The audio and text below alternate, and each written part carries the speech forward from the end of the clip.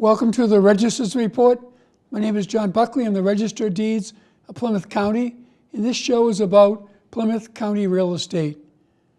This show is being taped in April. It is a report on our March numbers at the Registry of Deeds. Our headline for the month was Early Spring Market Rebounds for Sales and Mortgages. So you're going to see first a listing, a bar chart of deeds, sales of property throughout the 27 communities of Plymouth County. There were 798 deeds recorded in March, more than the 583 in February. January and February were, although they're traditionally the slowest months, were very slow this year. So it's good to see a good bounce back in March. However, we're 11% down for the first 3 months of 2019. You're going to see a listing of sales by communities, all the way from Abington to Whitman.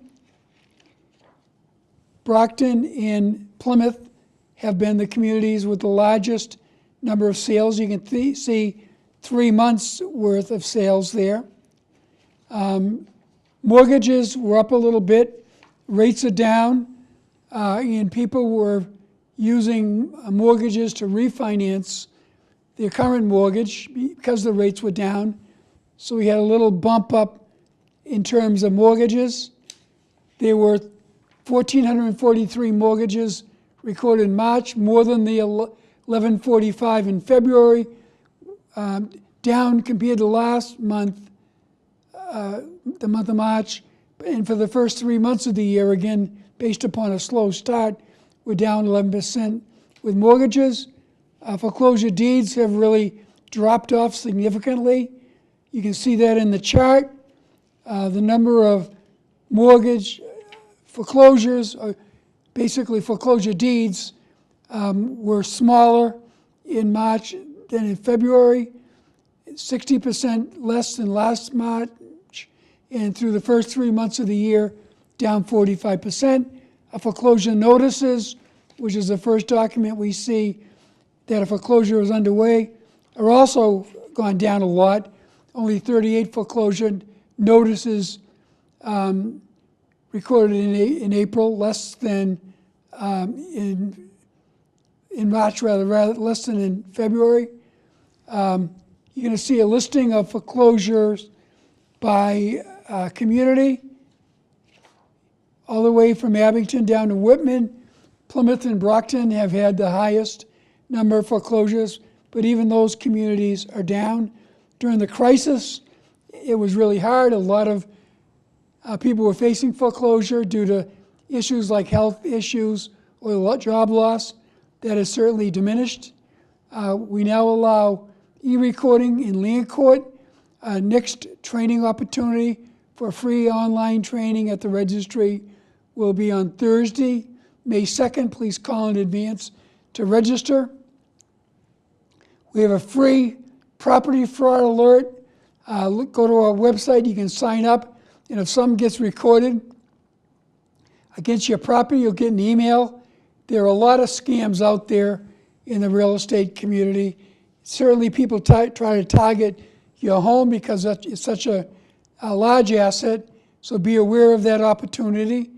And in the next segment of the show, I have Susan Kiefer of Remax Spectrum, who is a realtor here in Plymouth, who will be discussing the status of the real estate market in Plymouth County. So we'll see you in the next segment.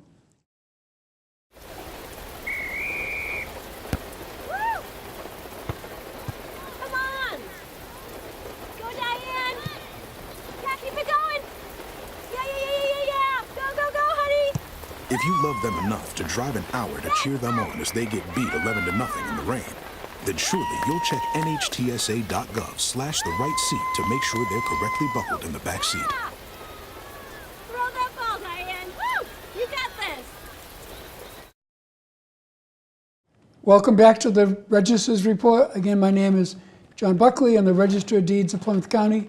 In this segment of the show, we always try to do something educational in nature. We've had conveyancing attorney. We've had commercial real estate brokers. We've had commercial lenders, surveyors, appraisers, and a lot of people involved in the real estate community. But above all else, the main people we deal with at the registry and people deal with out in the outside world in real estate is their realtor. So I have a great realtor today. I'd like to introduce you to Susan Kiefer. Thank you, John. I appreciate that. And Susan is from RE/MAX Spectrum. Correct. So why don't you just tell our viewers a little bit of how you got involved in real estate? Sure. Well, initially, my husband and I at the time, we were buying and selling a lot of property. And we had a lot of friends that were realtors, so we kind of thought that it would be a good idea for one of us to get involved. Mm-hmm. We were starting our family, and I thought it would be a nice, flexible way to go about business and making some money and doing what I liked, really, buying and selling property. And so I went to licensing school at Jack Conway, and right from school I went straight to work for them, and it was a great company to work for, a nice local family-owned business. I learned a lot through a lot of great people there, and I was with them for about 7 years until I decided to make the jump to RE/MAX Spectrum. And you're a people person, so... I am. I'd say that I am, for sure. Yeah. My broker owner, Maycumber, is a great guy, and he will do anything for us, and he has grown that company.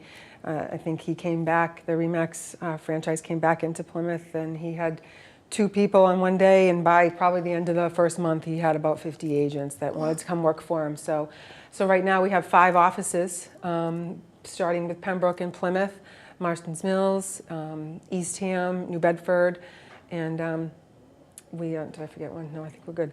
But so we're pretty scattered around, and I do business in all of those areas. That's great. You know, being from Brockton, and family and friends still in the Brockton area in the South Shore, and then everyone I know on the Cape and the islands and out to New Bedford and Fall River. So I'm lucky to have the offices that I can jump into and do my work from. The technology at RE/MAX is definitely the best that I've ever worked with. I have anything I want to do at my disposal on my iPad, on my phone, on my laptop. Technology is just off the charts. So that was one of the biggest reasons for me to go over to RE/MAX. Yeah, the world has certainly changed with technology for realtors. Absolutely. Even from when I started in 2006 up until now, it's like night and day. It's amazing to me how fast the agreements go back and forth. Instant. And, online signatures and all of that. You don't even have to be sitting next to your customer. Everything is e-signed, and I can send it here, I can send it there, I can send it all over the place. It's great. And as usual, business leads government in terms of that type of activity. Absolutely. Yeah, we know that. Yeah. Right. Yeah. Great. So why don't you talk a little bit about what you've seen in the current year? In the earlier part of my show, I talked about January and February, which are usually traditionally slow months, haven't been a little slow for us. Correct. But we had a bursting March. The last day of the month was crazy. Most Absolutely. PNSs are signed with closing dates on the last day. Last day of the month, yep, for sure. Yeah, absolutely. Exactly what you just said. Even just in the Plymouth area alone in January, for the month of January, single-family homes that were listed totaled about maybe 73 homes. And there were 14 condos on the market for sale in Plymouth in the month of January. And now being the second week, going into the second week in April, there's 73 condos currently on the market in Plymouth, and about 143 single-family homes. So luckily for us and for the realtors that have buyers and we're working with buyers, there's a lot more inventory to choose from, which is fabulous. It seems to be a little stronger. That's been the issue at the end of last year, and currently is the lack of inventory. The lack of inventory, and people, when you're working with a buyer and you're seeing, 2, 3 houses, and it's not exactly what they want, they're going to wait. And it doesn't help the people that are on the market. It doesn't help your buyer clients that you're trying to find a great home for them. So that's been our challenge, and personally it's been my challenge for the first couple of months of this year is getting those seller clients on the market. You know, with the snow and the rain and the cold, they don't necessarily want people traipsing through their homes, and I understand it, but there's definitely a need for it. So Part of the problem where rates were bumping up a little bit. exactly. They seem to have come down. They have come down, yes. Actually, by the end of last week, some loans were looming, you know, just above 4%, which is fantastic. It hasn't been like that for a while. People don't remember when the days of 13 and 18%. I don't personally, you thank wouldn't. God, but I do. I remember it. I do remember Yeah, it, and yeah. So that's why I always say to people, you know, they say, "Oh my gosh, it's almost 5%." Yeah, but traditionally and historically, it's still cheap to borrow money. Yeah. So you know, you try to educate people. It's a good time to sell, and now it's a good time to buy. It is. It definitely is. Yeah. Yeah. So what do you see going forward over the spring? Oh, I think the spring, I think it's every day in different marketplaces, I see more and more coming on the market, which is great. So it's great for your buyers. For your sellers, yeah, it means a little bit, your on the market time might be a little bit shorter, but I think you have to be, as always, you have to be very price conscious. Overpricing your property is never a smart idea, but especially now, I think they're going to be, you know, buyers are smart. Buyers are very smart, and if they have a smart realtor, they're not going to overpay for anything. So I think right now, it's if you're a little bit overpriced, I think it's time to adjust things and get a little more competitive, because the buyers are savvy and there's more coming on to choose from. So I know that you represent both sellers and buyers. I do.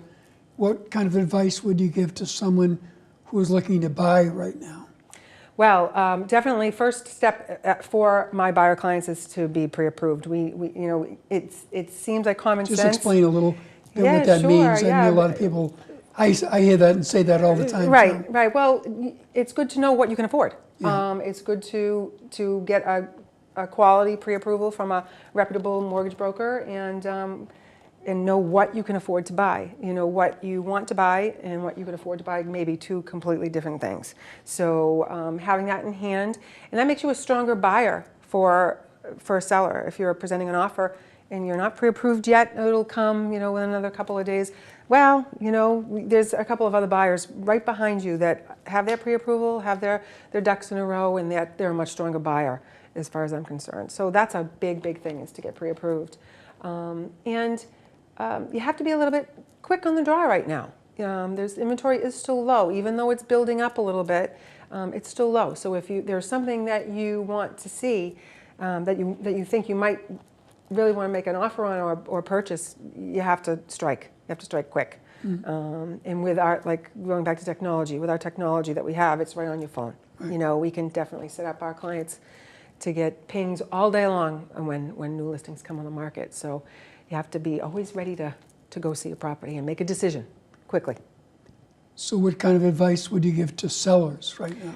Well, for my sellers, personally, I've had a couple listings just come on this week, and that we were trying to get on for the first couple of months of the year. But you know, it may happen very quickly, and it may take a little time. The buyers are definitely out there, but it's being priced right off the get-go. 80% of your people viewing your home on MLS or on Realtor.com right And now. that's changed from over the years. Yeah. What people get for information before they even come see you. Absolutely. Yeah. Oh, I mean, I think last time I checked, it was like 85% of buyers already know what properties they want to see before they even contact someone like me, which is amazing. A long way from those books that you used to have to go through.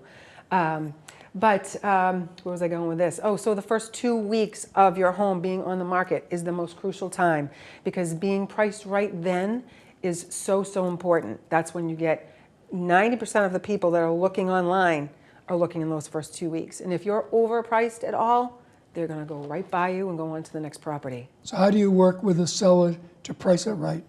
Well, doing a proper market evaluation is key. It's looking through sold comps in your area with a fine-tooth comb. There are, you know, a lot of different styles on streets. There are a lot of different criteria in all different houses, but getting a good close comp, and and sometimes you do get lucky and you have somebody that wants that specific house, and will pay for it. The value is what the market will bear. But doing all the research, what has sold, what is on the market, what is the difference between those pricing values, and really coming up with a good strategy. A lot of times people will actually have an appraisal, to be concrete. Because when a buyer comes in and is obtaining a mortgage and obtaining financing, they may pay $500,000 for your house, but if it doesn't appraise at 500, then we have an issue, a big hurdle to cross. So, and there are a lot of people that I have talked to. If it's a really, really difficult property and a different style property to comp, a professional appraisal is probably a good idea too. Now, if somebody is looking to sell a house and there are improvements to be made, how do you gauge how much money you should spend in order to get the top value for the sale? Well, you always hate to have people have to spend money when they're not going to live there anymore. And a lot of times they don't want to. Right. And you can't blame them. If they were going to add a $30,000 kitchen, they'd probably stay. So something like that you really won't get that money back. It's a lot of big purchase, a kitchen, a bathroom. Complete renovations are tough. But a little paint goes a long way. Fixing anything that's broken trim, cracked trim, any divots or things in walls. Those are all kind of inexpensive ways to fix things up. Paint. I love paint. Whenever I get bored with something, I paint a room, and it's like brand new. So that's a huge thing. Curb appeal is key. You don't have to go out and resod your lawn, but raking is good. A little bit of mulch in your flower beds, especially now this time of year. Things like that, just to keep things looking fresh. And it wasn't a crazy winter with snow Not and at all. ice. No, it's been great, actually. So yeah, it's not too bad out there. I mean, I know I have a lot of work to do in my yard with tree limbs and things like that, but it's easy. Get the kids out there, rake everything up, throw some mulch down, and you should be good to I had go. a couple of good days recently to get out there. Absolutely.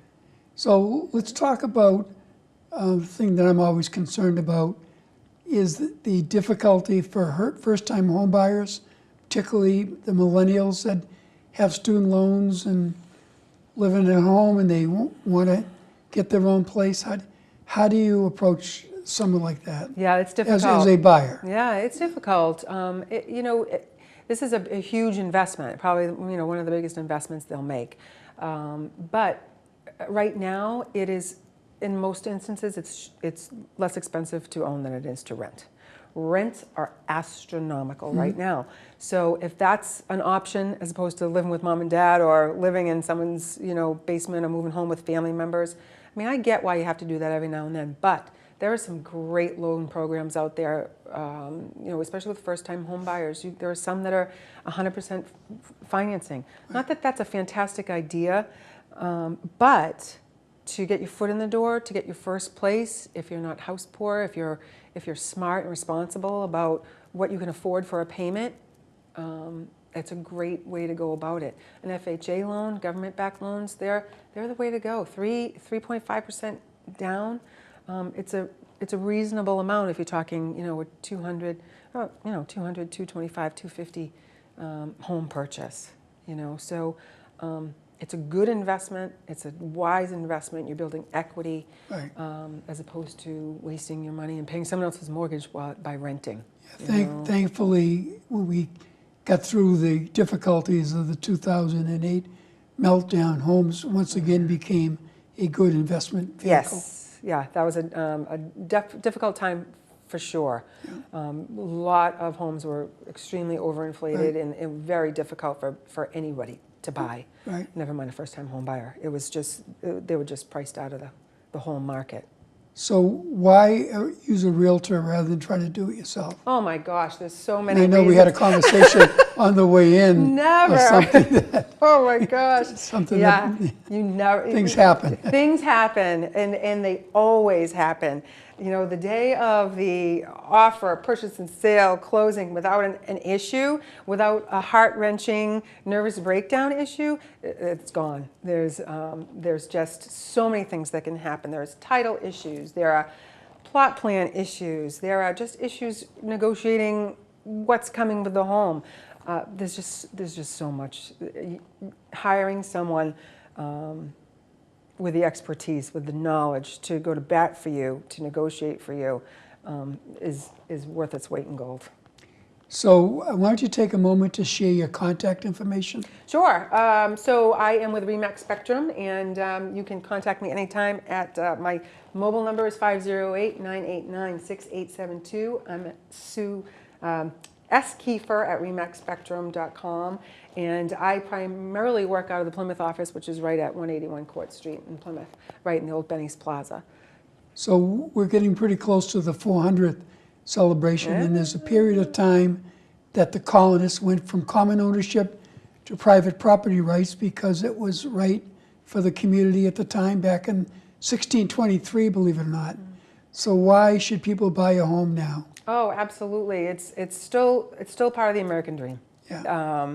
It's a great place to raise a family. It's a great place to lay down roots. It's home is where the heart is, for sure. Great. Well, thank you, sir. Thank you so much, John. It's always fun. It's always good to see you. Yes, Yeah. you too. Right.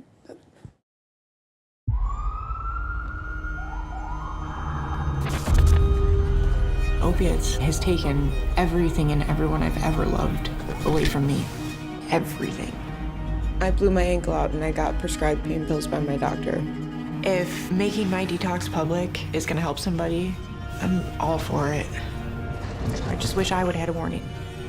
Opioid dependence can happen after just 5 days.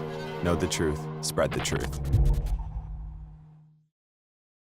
So the holidays in April, World Health Day on the 7th, Palm Sunday the 14th. Actually today, the 9th, is a Red Sox opening day. I'm in my Red Sox attire every year. We have a special celebration at the Registry of Deeds. I want to thank Joe McGinnis of McGinnis Title for purchasing the hot dogs, and Matt Newman, our former custodian, for bringing in his hot dog machine, and that was what everyone had for lunch. Passover is the day after Good Friday, the 19th. That's the 20th. Easter Sunday's the 21st. Earth Day, the 22nd. And Arbor Day, the 26th. I'm going to talk about a couple of our notable land records related to the holidays. We have Patriots Day this month, celebration of America's fight against the British that started on Lexington Green. Deborah Sampson was an individual from Plimpton who fought in the Revolutionary War. Born in Plimpton, the oldest of 6 children, she enlisted in the Massachusetts 4th Regiment under the name of Robert Shirtlift and did a 16-month service, fought in battles at West Point and Tarrytown, and was wounded 3 times. She was honorably discharged from the Army by General George Washington. There's a plaque in her honor on Plimpton Town Green, and her picture is on the Plimpton Town flag. Another notable record related to the Revolutionary War, the New Guinea Settlement at Parting Ways in Plymouth. The town of Plymouth gave 4 returning black soldiers land in Plymouth to build a settlement. It's called Parting Ways Cemetery. It's at the former location of the New Guinea Settlement at Parting Ways. Happened in 1792 that 94 acres of land were granted to those 4 black Revolutionary War veterans. And it's a place you can go to today, and you can see where the houses were, and their graves are located on that site on Route 80 in West Plymouth. We always talk about baseball. I mentioned opening day. Mickey Cochrane from Bridgewater was the only person who was born in Plymouth County that is in Cooperstown. He was a catcher. He was born back in 1903, led it in 5 sports at Boston University: baseball, football, basketball, hockey, and boxing. And he played for 13 years with the Philadelphia Athletics and the Detroit Tigers winning 5 pennants, 3 World Series, and 2 American League Most Valuable Players. He was a friend of Ty Cobb. He was a very fiery player, but his career ended when he was hit by a pitch and had his skull fractured. He never batted again, but he was elected into Cooperstown Baseball's Hall of Fame in 1947. There's a plaque in his honor on Route 18 at a field in Bridgewater. And last but not least is a colonial record that goes back in time to the early 1600s when land was granted and trees were granted to a cooper by the name of William Maycumber. Coopers were people that built the barrels at the time. A lot of storage for individuals were in barrels, barrels for ale, barrels for traveling with food, protecting food. And he was a master cooper when he came over from England. And because he was so good and such a skilled artisan, they granted him an island located off around Scituate and Marshfield that he could take the wood from that island and make barrels. We're celebrating our 400th anniversary of Plymouth Colony next year, so we love to tell those stories. I want to thank Lorna Green Baker and Christine Richards from our office in helping me put this show together. Thank Sue Kiefer today as my guest, David Antoine, Ben Alexander, and Keith Hughes for the help in putting this show together. Together, we work to provide information to people on what, for most people, is their most valuable asset. So happy opening day. Don't fret. We're celebrating last year's World Series win today with the rings that are being passed out. We know the Red Sox will come back from the difficulty they faced in their trip and will repeat as champions once again. So we'll see you next month.